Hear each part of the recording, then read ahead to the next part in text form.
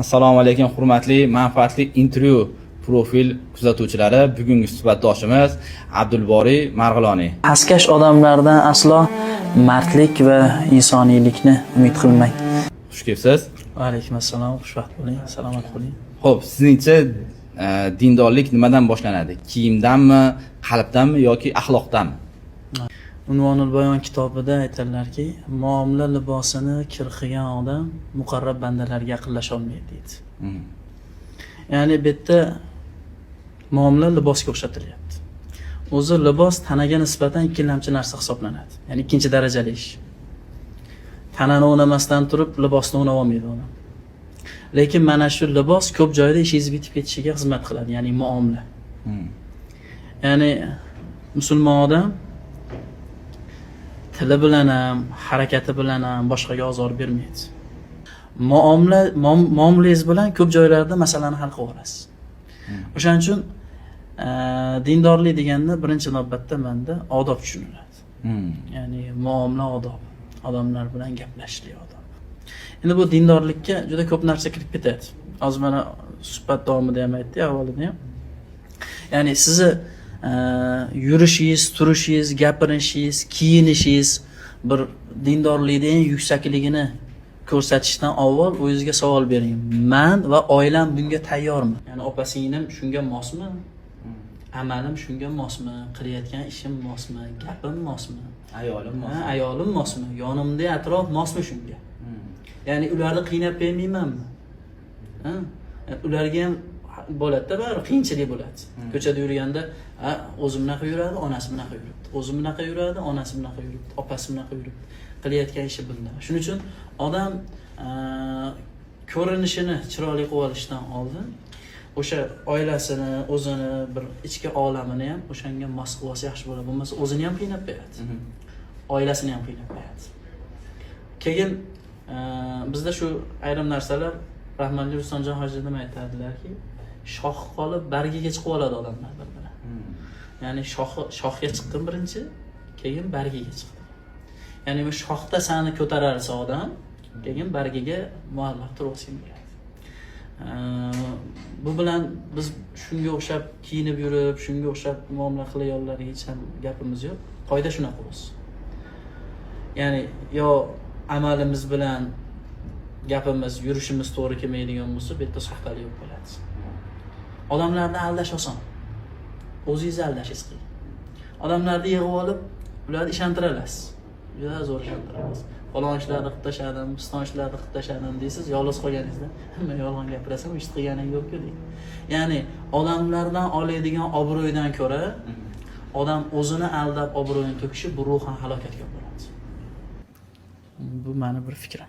Endi go'yo guvoh bo'lib qolyapmiz-da, sunnat kiyimlar kiyib olgan, ko'rinish dindor. Lekin orada yolg'on ham aralashtirib turiladi. Orada boshqa bugungi Abdulboriy Marg'iloniy jamiyat uchun oldinga qo'yilgan manfaatli ishlari qanaqa? Ajoyib savol. Umraga ketyapmiz. Aeroportda o'tiribman. Hamma endi umraga ketyapti, xursand bo'laman. Kuzatib o'tiribman aeroportda. Rossiyaga ketayotgan, ishlagani ketayotgan. Ayrimlar yerga qarab o'ylanib, qarzim uzarmikinman deb o'tiribdi. Ko'zim yosh kelib ketdi.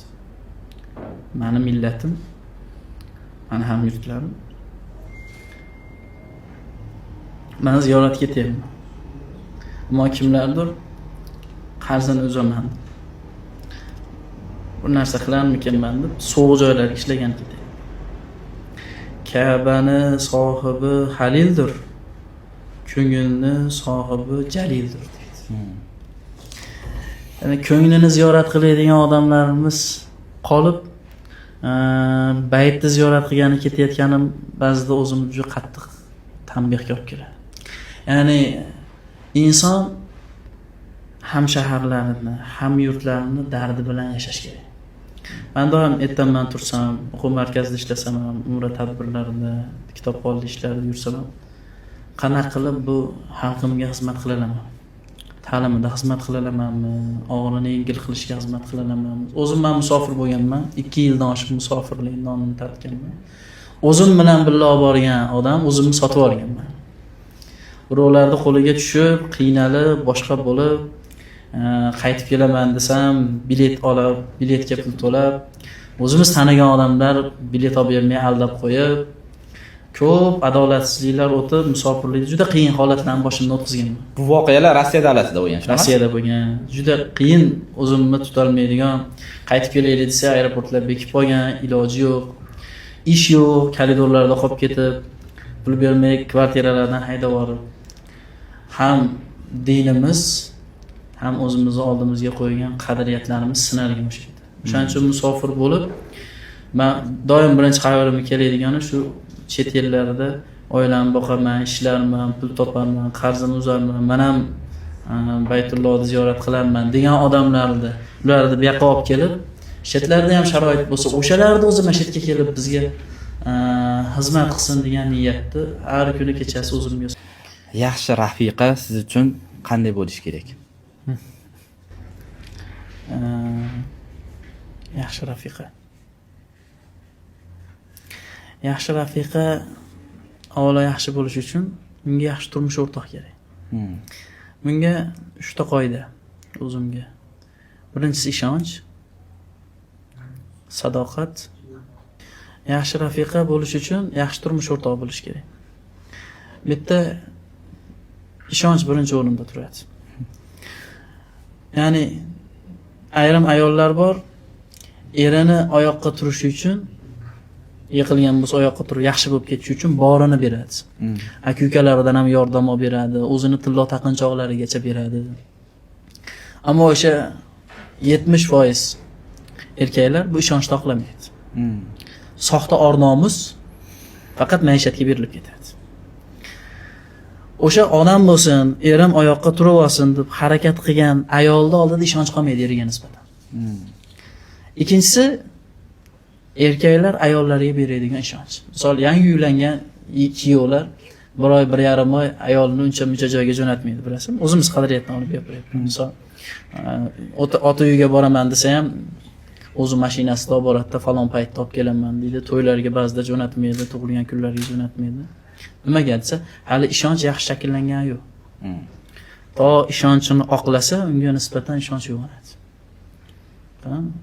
Bu o'rinda o'sha kelinlarni onalariga ham tavsiya shuki, siz uyingizga mehmon bo'lib kelgan qizingiz, bu sizga omonat. Endi unga siz fikr bildirib, uni bu yoqqa turasan, bu yoqqa turasan deyishga bir huquqingiz yo'q endi. Chunki u birovni sizga jo'natgan omonat. Ayrim qaynonalar uyiga kelib qolgan qizi bilan, kelib qopsan endi, yur, xolingni ko'rib kelamiz, ammeni ko'rib kelamiz, bir bozor aylanib kelamiz deb aytib qo'yadi ba'zida. Shuni aytadi, to'xta, eringdan so'ra. Baqa kelishga so'raganmisan? Mana shu yerga o'tirishga so'ra. Demak, ishonchi eringni mana shu yergacha. Eringni ishonchi mana shu yergacha. Eringdan so'ra ruxsat bersa keyin borib kelamiz. Menga o'sha uyda tinch o'tirganing yaxshi, boshimga yostiq bo'lib kelganingdan. Ba'zida ayollarni malomat qilamiz. Ayollar unday, ayollar bunday. Birinchi navbatda ayollar eriga, erlar ayollariga ishonmasligi oqibatida ko'p ko'ngilsizliklar kelib chiqadi. Bu o'rinda yaxshi rafiqa avvalambor eriga ishonch bildiradigan va erining ishonchini oqlaydigan deb o'ylayman. Farzand tarbiyasida ko'proq nimaga e'tibor qaratish kerak deb o'ylaysiz? Farzand tarbiyasida eng asosiy narsa pokiza luqma olib kelib yedirish. Ya'ni misol uchun muzday suvni ichganimizdan keyin ichimiz albatta muzday bo'ladi. Qaynoq suv ichganimizdan keyin ichimizga bir issiqlik kiradi. Biling, siz olib kelib yedirayotgan narsangiz qaysi yo'l bilan olib kelingan bo'lsa, xuddi o'sha yo'lga insonda fe'li buriladi. Shubha bilan olib kelayotgan bo'lsangiz, o'sha shubha bilan muomala qaytadi bir kun. To'g'rilik bilan, pokizalik bilan, qo'rquv bilan olib kelib yedirilayotgan narsa ertaga shu natijasini ko'rsatadi. Biling, farzandingizni urib, kaltaklab katta qilyapsizmi? Jahl bilan, g'azab bilan katta qilyapsizmi? Katta bo'lgandan keyin aksariyati xuddi o'sha muomalani o'ziga qaytaradi. Fikrini aytayotganda, "Tey o'tirsan, yoshlik qilasan hali", dedimi? Katta bo'lib ota-ona qaraganda fikr bildiryapsa, teatring biz tushunmaysiz bizni mavzularni o'chirib qo'yadi. Bu o'zimiz atrofimizda juda ko'p shunday masalalar ko'ramiz. Endi bolaga sizlab, unga mulozamat ko'rsatib, unga hurmat ko'rsatsangiz, eng yosh bola-yu, unga qattiq turmasangiz erkalab ketadi. Va o'zimizni yoshlardan telefon so'raydi, telefon o'ynamadi, qo'lidan olib berish kerak. Basenda cho'milaman deydi, uydagi basenda. Shunaqa holatlarda va qattiq gapirish kerak-da bolaga. To'g'ri.